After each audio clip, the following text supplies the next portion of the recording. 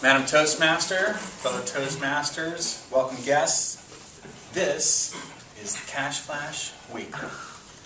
This is a newspaper that my buddy Steve and I made back in 1991. I was a 22-year-old kid, fresh out of college, still living at home with my dad. But I was an expert in the newspaper business because I did spend 2 whole semesters on the college newspaper staff. One day in the summer after college, sitting around bored with Steve, I said, we should be making a lot of money. We should start our own newspaper. I had Steve at money. We decided that our newspaper had to have a good hook, though. So we thought, what if we gave away cash every week with our newspaper? And that's how we came up with the name, Cash Flash Weekly. Our first stop was a printer. We went straight to the manager of this print shop. His name was Ali, and he started asking us some tough questions. How many pages is your newspaper? 8. How many copies would you like me to print? 10,000? He said, okay. He started doing some calculations. He said $720 would be the cost to print this paper. And we said, no problem. We just need to go out and sell a bunch of ads. So we went out to all the shops, all the mom and pop shops, all the stores, strip malls in Plano. And we said, this was our pitch. Hi, I'm Mark. And this is Steve. We're the owners of Cash Flash Weekly, a new newspaper here in Plano. We would like to give you the opportunity to advertise in our paper. Would you like a full page, half page, or quarter page ad? We got a variety of responses, most of them being no. But this is where I learned that sales is a numbers game. Because even though we obviously didn't know what we were doing, and we didn't really have a newspaper yet, we still sold 4 ads. And that was enough to cover the cost of printing. We were okay with breaking even on our first issue because we knew it was the other issues where we were going to be raking in all the money from all the ads that we would sell.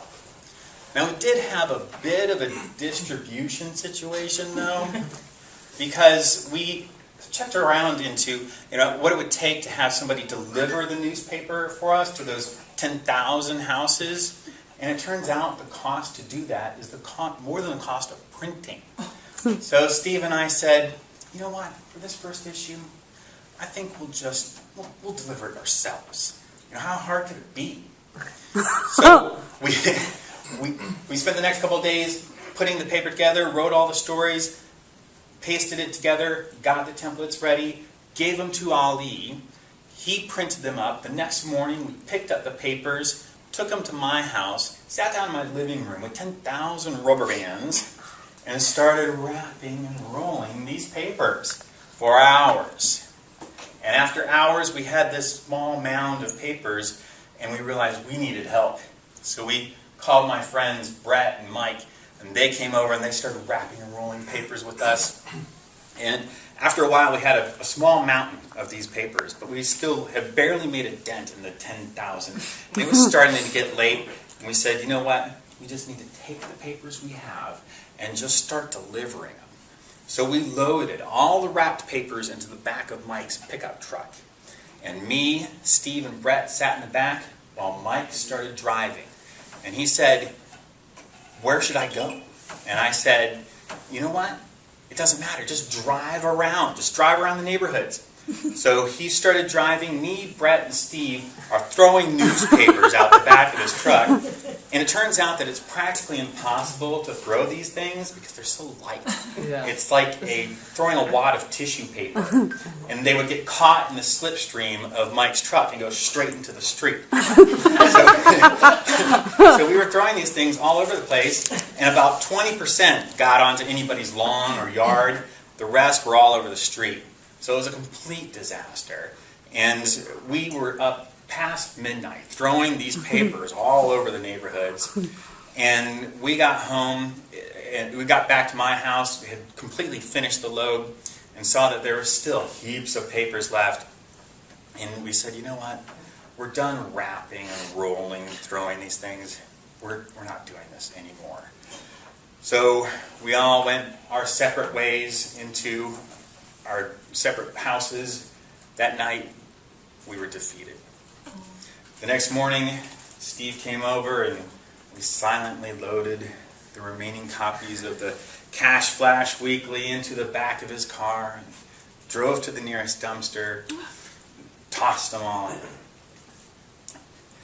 That day, later on, I was moping around the house and my dad came up to me and said, "How's the newspaper business?" And I said, "Sucks." Failed. And he said something that I'll never forget.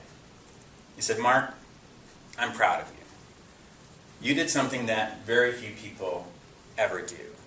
You had a vision, you saw it through, you made it happen."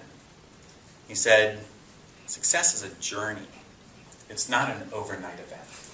It's a road that I hope you travel the rest of your life." And now, when I encounter failures or setbacks, I think to those days of the Cash Flash Weekly and the words of my dad, and I remember that success is a journey, and I am on that path for the rest of my life. Madam Toastmaster.